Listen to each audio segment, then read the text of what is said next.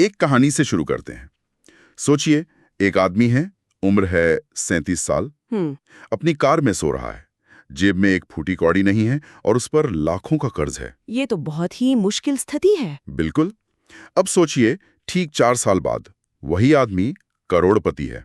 और ये कोई फिल्मी कहानी नहीं है, ये रॉबर्ट कियोसाकी की असली कहानी है। और आज हम इसी कहानी की पड़ताल करने वाले हैं। हम सब ने उनकी किताब रिच डैड पुअर डैड का नाम सुना है। हाँ, जरूर सुना है। लेकिन ज्यादातर लोग ये मानते हैं कि वो उस किताब की वजह से अमीर हुए। आज हम इसी सबसे बड़ी गलतफहमी को दूर करेंगे और समझेंगे कि दौलत बनाने का उनका असली इंजन क्या था। बिल्कुल, हमारा मिशन साफ है। उस सोच और उस तरीके को समझना जिसने एक कंगाल आदमी को आर्थिक रूप से आजाद बना दिया। हम आमदनी कमाने के खेल और संपत्ति बनाने के खेल के बीच का फर्क समझेंगे। तो चलिए इस कहानी को परत दर परत खोलते हैं। जरूर। शुरुआत वहीं से करते हैं जहां से कहानी शुरू होती है, बचपन से। कियोसाकी के घर में 2 अलग-अलग दुनियाएं थी, है ना? हाँ, और यही उनकी पूरी कहानी की नींव है।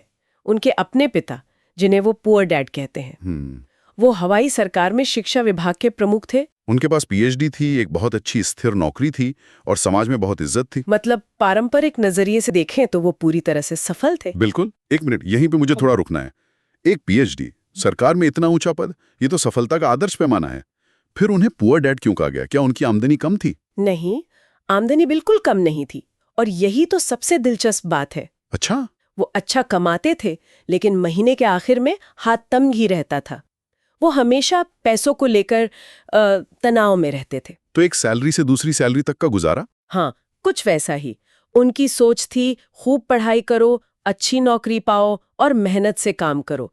वो पैसे के लिए काम करने के सिस्टम में माहिर थे, लेकिन पैसा उनके लिए कैसे काम करे ये उन्हें नहीं पता था। अच्छा, तो ये आमदनी का नहीं बल्कि मानसिकता का फर्क था। और अमीर डैड कौन थे? क्या वो सच में बहुत अमीर थे? वो उनके सबसे अच्छे दोस्त के पिता थे और उन्होंने 8वीं क्लास के बाद पढ़ाई छोड़ दी थी। बस 8वीं क्लास? हाँ, उनके पास कोई डिग्री नहीं थी, कोई फैंसी जॉब टाइटल नहीं था, लेकिन वो समझते थे कि पैसा काम कैसे करता है। वो छोटे छोटे बिजनेस बनाते थे, निवेश करते थे। वो जानते थे कि संपत्ति और देनदारी में क्या फर्क होता है। मतलब वो पैसे से पैसा बनाने की कला जानते थे। तो एक बच्चा 2 बिल्कुल अलग-अलग सलाहों के बीच बड़ा हो रहा है। बिल्कुल। एक पिता कह रहे हैं स्कूल जाओ और नौकरी की सुरक्षा ढूंढो, और दूसरे कह रहे हैं स्कूल जाओ और सीखो कि संपत्ति कैसे खरीदी जाती है। ये तो किसी भी बच्चे के दिमाग में उलझन पैदा कर देगा।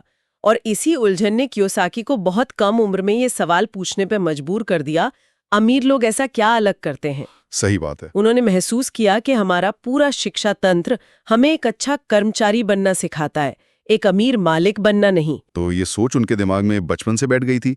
लेकिन सिर्फ सोच से तो कोई अमीर नहीं बनता। असल दुनिया में उन्हें ठोकर भी खानी पड़ी होगी। ठोकर? बुरी तरह डूबा था उनका पहला बिजनेस। अच्छा, मैंने भी सुना है। बुरी तरह डूबा था, ये तो बहुत छोटा शब्द है। वो पूरी तरह बर्बाद हो गए थे। उन्होंने नायलॉन और वेल्क्रो वाले वॉलेट बनाने का बिजनेस शुरू किया था। ओके। जो शुरू में तो चला, पर फिर बुरी तरह फेल हो गया। 37 साल की उम्र में वो और उनकी पत्नी बेघर थे। बेघर? हाँ, उनके पास रहने के लिए सिर्फ एक पुरानी कार थी। उनकी पत्नी एक टीचर के तौर पर जो थोड़ा बहुत कमाती थी, उसी से खाने पीने का खर्च चलता था। ये वो पल होता है जहां ज्यादातर लोग हिम्मत हार जाते हैं, शायद एक सुरक्षित नौकरी ढूंढने लगते। बिल्कुल। दिमाग में बस एक ही सवाल आता होगा, मेरे साथ ही ऐसा क्यों हुआ? और यहीं पर वो मोड़ आया जिसने सब कुछ बदल दिया। उन्होंने ये सवाल नहीं पूछा। तो क्या पूछा? इसके बजाय उन्होंने अपने अमीर डैड की सिखाई हुई बात याद की और खुद से एक अलग सवाल पूछा, मैं इस अनुभव से क्या सीख सकता हूँ? ये एक छोटा सा बदलाव है सोच में, लेकिन इसका असर बहुत बड़ा होता है। हाँ, ये कहना आसान है, पर उस स्थिति में करना बहुत मुश्किल है। जब आपके पास खोने के लिए कुछ ना हो, तब सीखने की बात सोचना। शायद इसीलिए वो ये सोच पाया क्योंकि उनके पास खोने के लिए सच में कुछ नहीं था। सही, वो सबसे निचले स्तर पर थे। उन्होंने घबराने के बजाय इस पल को अपनी असली शिक्षा की शुरुआत माना। उन्हें एहसास हुआ कि उनकी सारी डिग्रियों ने उन्हें पैसे के लिए काम करना तो सिखाया, लेकिन पैसे को अपने लिए काम पर लगाना कभी नहीं सिखाया। यहीं से उनकी संपत्ति बनाने की असली यात्रा शुरू हुई। ठीक है, तो उन्होंने सीखने का फैसला किया, लेकिन जब जेब खाली हो तो पहला कदम क्या होता है? दौलत बनाने का वो राज क्या था जिसे उन्होंने उस मुश्किल दौर में खोजा? राज बहुत सरल था पर गहरा था। उन्होंने समझा कि ज्यादातर लोग आमदनी के खेल में फंसे हैं। आमदनी का केस? हाँ, मतलब वो अपना समय और मेहनत बेचकर पैसा कमाते हैं। जैसे ही वो काम करना बंद करते हैं, पैसा आना बंद हो जाता है।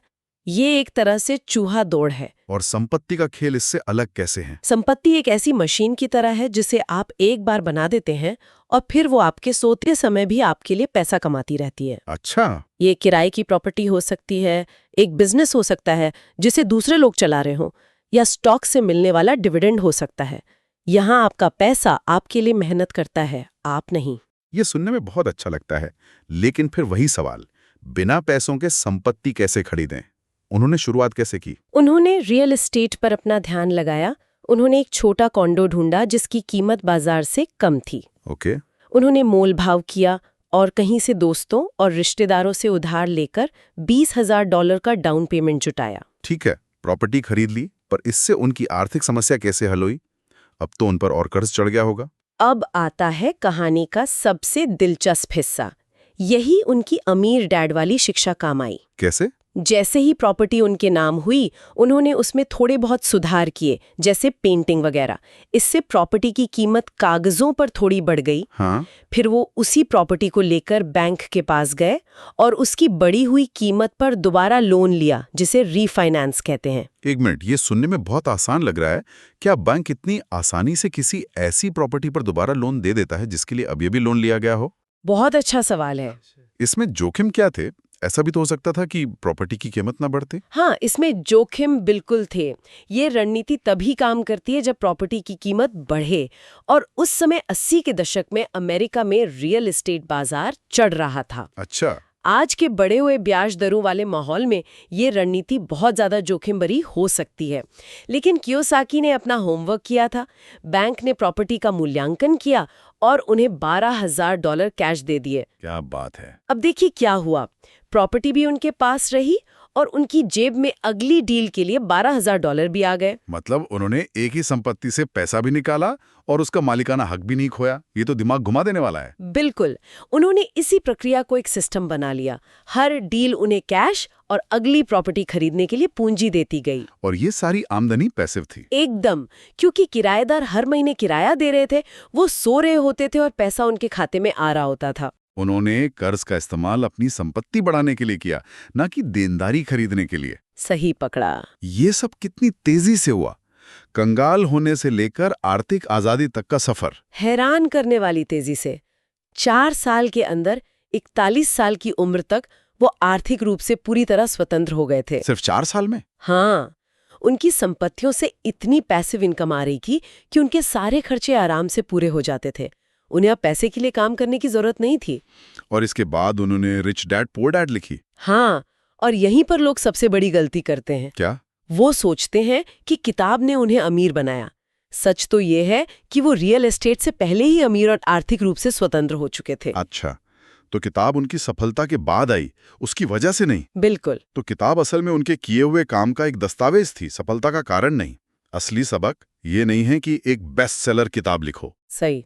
असली सबक है ऐसी संपत्ति बनाओ जो पैसिव इनकम दे। जब आप आर्थिक रूप से सुरक्षित हो जाएं, तो आप चाहें तो उस पर एक किताब भी लिख सकते हैं या दुनिया घूम सकते हैं। किताब लिखना ग्लैमरस लगता है, लेकिन सालों तक रियल एस्टेट के सौदे करना, प्रॉपर्टी खोजना, वकीलों से बात करना, किराएदारों की समस्याएं सुलझाना, हाँ, ये सब बहुत उबाऊ काम है। इसका मतलब ये है कि सफलता का रास्ता ग्लैमरस नहीं बल्कि काफी उबाऊ था, और शायद इसीलिए ज्यादातर लोग इसे नहीं अपनाते। सही पकड़ा। लोग शॉर्टकट ढूंढते हैं। उन्हें लगता है कि कोई जादुई स्टॉक या स्कीम उन्हें रातों रात अमीर बना देगी, लेकिन असल में दौलत उबाऊ, लगातार और अनुशासित काम से बनती है। तो अगर हम कियोसाकी की सोच को 3 मुख्य सिद्धांतों में बांटना चाहें जो उन्हें आम लोगों से अलग करते हैं, तो वो क्या होंगे? पहला और सबसे जरूरी, उन्होंने असफलता को हार के रूप में नहीं बल्कि सीखने के एक मौके के रूप में देखा। जब उनका बिजनेस फेल हुआ तो उन्होंने पीड़ित की कहानी नहीं चुनी बल्कि विद्यार्थी की कहानी चुनी। ये एक चुनाव था जिसने सब कुछ बदल दिया। ठीक है, दूसरा फर्क क्या था? दूसरा, उन्होंने समाज को प्रभावित करने का खेल खेलना बंद कर दिया। उन्हें किसी फैंसी जॉब टाइटल या बड़ी डिग्री की परवाह नहीं थी। अच्छा। उनका पूरा ध्यान बस ये समझने पर था कि दौलत का सिस्टम असल में काम कैसे करता है। जब आप लोगों को इम्प्रेस करना बंद कर देते हैं तो आप वो उबाऊ काम करने के लिए आजाद हो जाते हैं जो सच में दौलत बनाता है। और तीसरा, जो शायद सबसे शक्तिशाली है, कर्ज को लेकर उनकी सोच। हाँ, उन्होंने लिवरेज यानी उत्तोलन की ताकत को समझा। हम सबको सिखाया जाता है कि कर्ज बुरी चीज है, इससे बचो। सही बात है। लेकिन उन्होंने अच्छे कर्ज और बुरे कर्ज के बीच फर्क करना सीखा। अच्छा, तो मतलब हर कर्ज बुरा नहीं होता, इसे थोड़ा और समझाइए। बुरा कर्ज वो है जो आप ऐसी चीजें खरीदने के लिए लेते हैं जिनकी कीमत समय के साथ घटती है, जैसे एक महंगी कार, नए गैजेट्स। छुट्टियों के लिए लोन। हाँ, ये आपकी जेब से पैसा निकालता है। अच्छा कर्ज वो है जो आप आय पैदा करने वाली संपत्ति खरीदने के लिए लेते हैं, जैसे किराए की प्रॉपर्टी, जो आपकी जेब में पैसा डालता है। बिल्कुल। एक छोटे से डाउन पेमेंट से वे अपने से 10 गुना बड़ी प्रॉपर्टी को नियंत्रित कर सकते थे। यही फर्क अमीर और गरीब की सोच को अलग करता है। तो कियोसाकी की कहानी किस्मत या एक मशहूर किताब के बारे में नहीं है, ये पैसे के खेल के नियमों को समझने के बारे में है। और उस खेल को खेलने के बारे में है जो ज्यादातर लोग नहीं खेलते। सही, लोग आमदनी का खेल खेल रहे हैं, जबकि कियोसाकी संपत्ति का खेल खेल रहे थे। बिल्कुल सही। आमदनी का खेल है मेहनत करो, ज्यादा पैसे कमाओ, ज्यादा टैक्स चुकाओ, और ये चक्कर चलता रहता है। संपत्ति का खेल है संपत्ति बनाओ, पैसिव इनकम कमाओ और उस इनकम से और ज्यादा संपत्ति खरीदो। ये एक पूरी तरह से अलग खेल है जिसके नियम भी अलग हैं। तो क्या कोई भी ये संपत्ति का खेल सीख सकता है या इसके लिए कोई खास हुनर चाहिए? कोई भी इसे सीख सकता है। इसके लिए अमीर पैदा होने या हार्वर्ड से डिग्री लेने की जरूरत नहीं है। तो क्या चाहिए? बस धैर्य और लगातार उबाऊ काम करने की इच्छा होनी चाहिए। असल में दौलत बनाने वाले लोग बोरिंग होते हैं, वो दिखावा नहीं करते हैं। वे चुपचाप अपनी संपत्ति बनाते रहते हैं, जबकि बाकी दुनिया उन्हें देखकर सोचती है कि ये लोग कितने साधारण हैं। तो अगर आज कियोसाकी किसी ऐसे 37 साल के व्यक्ति से मिलें जो अपनी कार में सो रहा हो, तो आपकी समझ से वो उसे क्या 3 बातें कहेंगे? मुझे लगता है पहली बात वे कहेंगे, ये तुम्हारी हार नहीं, तुम्हारी शिक्षा की फीस है, अब सीखना शुरू करो। सही। और दूसरी बात, आमदनी कमाने के बारे में सोचना बंद करो, संपत्ति बनाने के बारे में सोचना शुरू करो। और तीसरी और शायद सबसे जरूरी बात, वो क्या? गंभीर शॉर्टकट ढूंढना बंद करो, उबाऊ काम में लग जाओ और उसे सालों तक करते रहो। कोई शॉर्टकट नहीं। किताब ने उन्हें मशहूर बनाया, लेकिन रियल एस्टेट के उबाऊ काम ने उन्हें अमीर बनाया। हाँ, सिद्धांत आज भी वही है, ऐसी संपत्ति बनाना जो आय उत्पन्न करे। हाँ, साधन बदल सकते हैं। कियोसाकी के समय में रियल एस्टेट ने काम किया। आज शायद कोई छोटा ऑनलाइन बिजनेस हो या कोई यूट्यूब चैनल हो या बौद्धिक संपत्ति हो। सही। साधन उतना महत्वपूर्ण नहीं है जितना कि सिद्धांत, अपने पैसे को अपने लिए काम पर लगाना, न कि सारी जिंदगी पैसे के लिए काम करते रहना। तो अंत में ये एक सोचने वाली बात है। कियोसाकी ने अपने समय में रियल एस्टेट को एक साधन के रूप में इस्तेमाल किया, जिसमें उन्हें लेवरेज मिला। सिद्धांत आज भी वही है, ऐसी संपत्ति बनाना जो आय उत्पन्न करे। तो आज के दौर में अगर कोई शून्य से शुरुआत कर रहा हो, तो वो कौन सी उबाऊ संपत्ति हो सकती है जिसमें सबसे ज्यादा लेवरेज की संभावना है और जिस पर अभी ज्यादातर लोगों का ध्यान नहीं है?